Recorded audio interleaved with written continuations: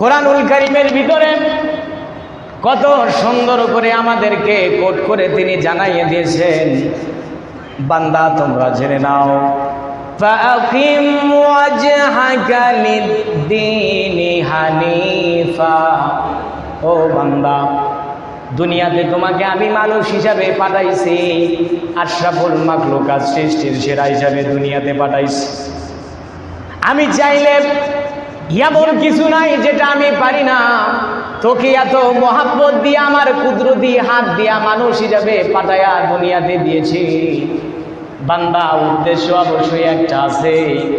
আমার উদ্দেশ্য হলো এই, যা যা তোর দরকার, যত নিয়ামত দরকার বান্দা, আমি সমস্ত নিয়ামত তোকে দান করে দিয়েছি, তোর জন্য সব ফিক্সড করে দিয়েছি। দুনিয়াতে যাওয়ার পর আমার সমস্ত নিয়ামত খাইবি, ভক্ষণ করবি, নিয়ামতের শুধুমাত্র নিয়ামতের শুকরিয়া আদায় করবে। বান্দা পড়বে আলহামদুলিল্লাহি রাব্বিল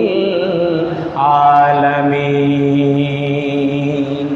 নিয়ামত তো আল্লাহ দেয়। কে দেয়?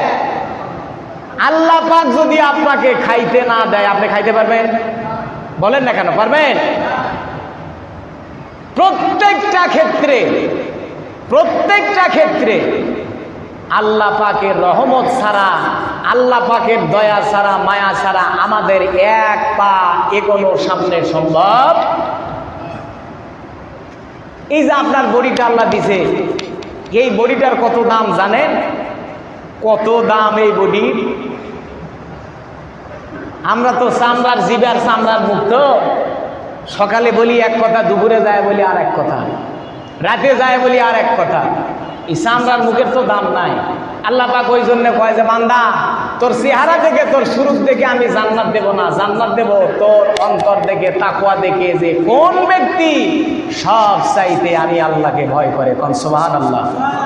হাদিস শরীফের মধ্যে পড়েছি, চেহারা দেখে আল্লাহ হাসরের ময়দানে কোনো বাছ বিচার করবেন না। শুরুর দেখে, ধন সম্পদ দেখে আল্লাহ তাআলা কোনো বিচার করবেন না। আল্লাহ পাক বিচার করবেন আপনার কল্প দেখে, অন্তর দেখে। ওই ব্যক্তিকে আল্লাহ পাক জান্নাত দেবেন। হাদিস শরীফের মধ্যে বর্ণনা পাওয়া যায়, ইসলামের যিনি প্রথম মুয়াজ্জিন ছিলেন তার নাম কি বলেন? যিনি প্রথম মুয়াজ্জিন ছিলেন হযরতে বেলাল রাদিয়াল্লাহু তাআলা আনহু। বর্ণনার মধ্যে আসছে, হযরতে বেলাল রাদিয়াল্লাহু তাআলা আনহু, তেনার চেহারাটা এমন কালো ছিল। অনেকে খেয়াল করে দেখবেন, এই পৃথিবীতে যত রঙের, যত কালারের মানুষ আছে, সবচাইতে কুশ্রী বিশ্রী চেহারার মানুষ হলো আফ্রিকার মানুষ। মানে এত কালোর কালো, কয়লা আর কি কালো। হাদিস শরীফের মধ্যে বর্ণনায় পাওয়া যায়, হযরতে বেলাল রাদিয়াল্লাহু তাআলা আনহু চেহারাটা ছিল অত্যন্ত কালো। ধন সম্পদ বলতে তার কিছুই ছিল না।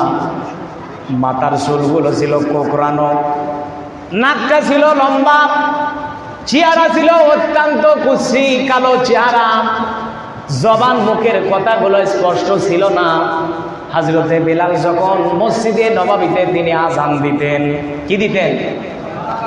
আযান দিতেন। অনেক সাহাবীরা বিরক্ত হয়ে যেত। কারণ কি?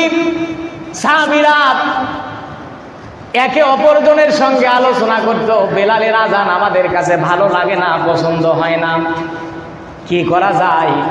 চলো আমরা আল্লাহ রাসূলের কাছে নালিশ দেই, আল্লাহ রাসূল যেন বেলালকে বাদ দিয়া অন্য কোনো মুয়াজ্জিনকে মসজিদে নববীর জন্য তিনি নিযুক্ত করে দেয়, যে মুয়াজ্জিন অত্যন্ত সুললিত কণ্ঠে আযান শোনায় আমাদেরকে ধন্য করবে। আল্লাহ রাসূল মসজিদে নববীতে নামাজ পড়তে গেলেন, এশার নামাজ। কিসে? নামাজ যখন শেষ হয়ে গেল, সমস্ত কয়েকজন সাহাবীরা বলতেছে, হুজুর বলার তোর সাহস আমাদের হয় না, তবুও বলি বেলাল আযান দেয়, আমাদের কারো ভালো লাগে না, পছন্দ হয় না। আছে না এমন মানুষ? কণ্ঠস্বর পরিষ্কার। আচ্ছা, কণ্ঠ কি নিজে বানাইছে না আল্লাহ দিছে? কে দিছে? এই চেহারাটা অনেক মানুষের আছে, চেহারা কুশ্রী আছে, বিশ্রী চেহারার মানুষ আছে না? এই চেহারার উপর কারো হাত আছে? কারো হাত আছে? আল্লাহ রাসূলকে বলতেছে, হুজুর হযরতে বিলালকে বাদ দিয়া এমন একজন মুয়াজ্জিনকে নিযুক্ত করে দেন। আল্লাহ রাসূল বললেন ঠিক আছে। নামাজ শেষ হওয়ার পর বেলালকে বললেন, বেলাল আগামীকাল ফজর থেকে নতুন মুয়াজ্জিন নিয়োগ দেওয়া হয়েছে। এতটুকু কথা আল্লাহ রাসূল বললেন।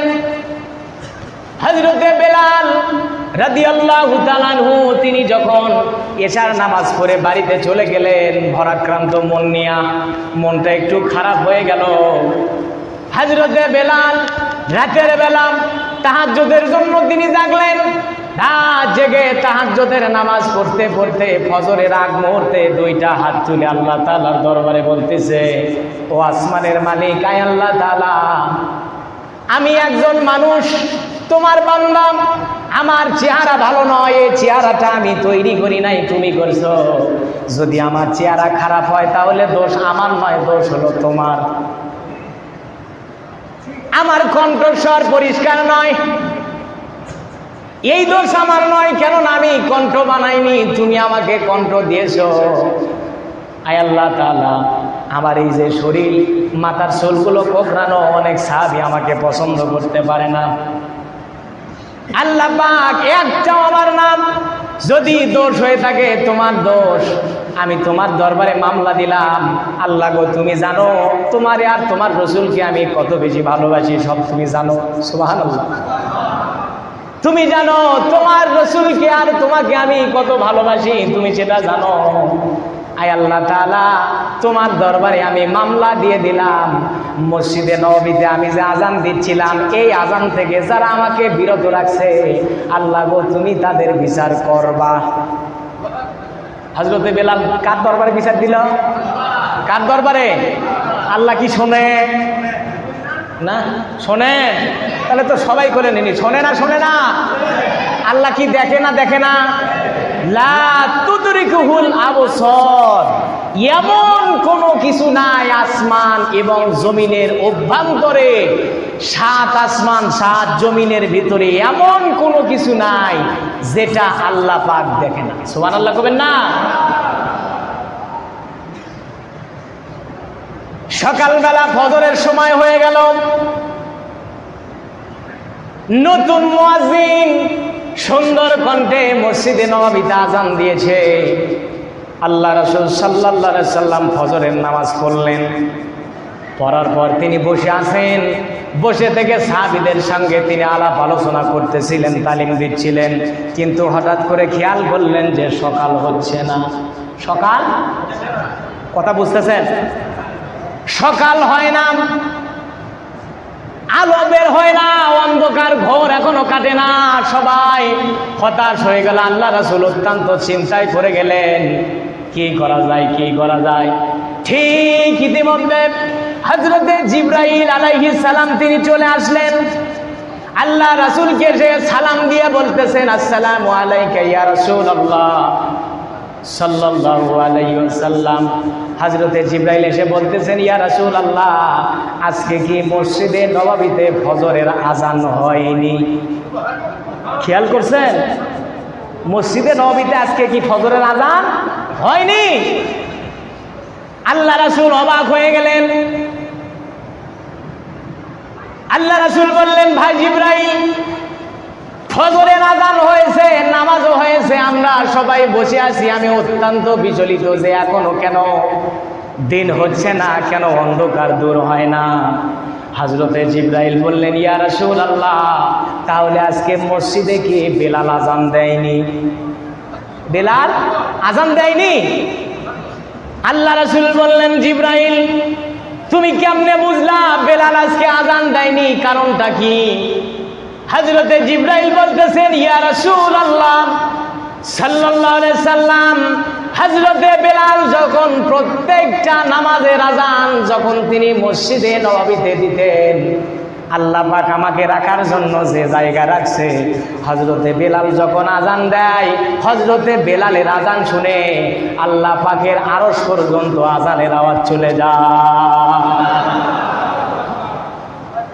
আসমানে যতগুলো ফেরেশতা আছে প্রত্যেকটা ফেরেশতা হযরতে বেলালের আযান শোনার সঙ্গে সঙ্গে আমার আল্লাহকে সিজদা দেওয়ার জন্য সবাই কাতারবদ্ধ হয়ে যায়। চেহারা ছিল না, কিন্তু অন্তরটা ছিল আল্লাহ রাসূলের মহব্বত দিয়া, আল্লাহ পাকের ভালোবাসা দিয়ে ভরা। কি করবেন ধন সম্পদ, চেহারার বড়াই করে লাভ নাই। আপনি যে এই চেহারাতে এত স্নো মাখেন, ফেস ওয়াশ মাখেন, এত দামি দামি সাবান এই চামড়াতে মাখেন, যখন মরে যাবেন, মরে যাওয়ার সঙ্গে আপনার এই চেহারাটা, এই দেহটা আর থাকবে না, সেটা পচে গলে মাটির সঙ্গে মিশে যাবে। থাকবে শুধু রূহ। এই রূহটাকে সাজানোর জন্য আল্লাহ রাসূল বলছেন, যে ব্যক্তি রূহকে সাজাবে, এই রূহটা যদি কোনো ব্যক্তি পবিত্র করেন, ওই যে আমি বলেছিলাম ইয়া আইয়াতুহান নাফসুল মুতমাইন্না, হে পবিত্র আত্মা, হে রূহ, পবিত্র রূহ, এই রূহটা যদি আপনারা পবিত্র বানাতে পারেন, রূহটা যদি আপনার পরিষ্কার হয়, অন্তরটা পরিষ্কার হয়, আল্লাহ পাক হাসরের ময়দানে ধন দেখবে না, চেহারা দেখবে না, আপনি কত বড় নেতা সেটাও দেখবে না। আল্লাহ পাক দেখবেন কোন ব্যক্তি আল্লাহকে দুনিয়াতে বেশি ভয় করে, ভয় করার নীতি অবলম্বন করে চলে। আল্লাহ পাক বলেন ওই ব্যক্তিকে হাসরের ময়দানে আমি আল্লাহ রব্বুল আলামিন বিনা হিসাবে জান্নাত দেব। এবার আসেন আল্লাহ রাসূল সাল্লাল্লাহু আলাইহি সাল্লাম তিনি বলেন, হাসরের ময়দানে প্রত্যেকটা মানুষের হিসাব আল্লাহ পাক নেবেন। প্রত্যেকটা মানুষের হিসাব আল্লাহ পাক নেবেন। ও আমার উম্মতেরা, তোমরা জেনে রাখো, আল্লাহ পাক যখন কোনো মানুষকে হিসাবের জন্য ধরবেন, যদি বলেন এত নিয়ামত বান্দা আমি তোমাকে দিয়েছি, আমার এত নিয়ামত পাইয়া বান্দা তুই বল দুনিয়াতে অমুক সময় অমুক জায়গায় এই গুনাহটা কেন করেছিলি, আমার পক্ষ থেকে তো তোর কোনো কিছুর কমতি ছিল না, তাও কেন আমার নাফরমানি করলি? যদি আল্লাহ এই কথা বলে বসে, বলেন তো উত্তর দেওয়ার কোনো সোর্স থাকবে? থাকবে? এই জন্য আল্লাহ রাসূল শিখাই দিয়েছেন, যখন তোমরা নামাজ পড়বা, যখন দোয়া করবা, প্রত্যেক নামাজের পর দোয়া করবেন, আল্লাহুম্মা হাসিবনি হিসাবাই ইয়াসীরা, আয় আল্লাহ তাআলা আমার হিসাবটাকে তুমি হাসরের ময়দানে সহজ করে দিও। সুবহানাল্লাহ। প্রত্যেক নামাজের পরে দোয়ার মাধ্যমে কভার করবেন না, প্রত্যেক নামাজের পরে বলবেন আল্লাহুম্মা হাসিবনি হিসাবাই ইয়াসীর। আল্লাহ রাসূল পড়তেন, সাহাবীরা জিজ্ঞাসা করলো, ইয়া রাসূলুল্লাহ, প্রত্যেক নামাজের পরে আপনি কেন এই দোয়াটা পড়েন? কেননা আপনি তো এমন একজন মানুষ, আপনার পূর্বের গুনাহ, অতীতের, বর্তমান, ভবিষ্যতের সমস্ত গুনাহ আল্লাহ মাফ করে দিচ্ছে, তাও পড়েন কেন হুজুর? আপনার জীবনে তো কোনো গুনাহ নাই, আপনি তো বেগুনাহ মাসুম, আপনাকে তো আল্লাহ পাক বিনা হিসেবে জান্নাত দেবে, তাও এই দোয়া কেন পড়েন? আল্লাহ রাসূল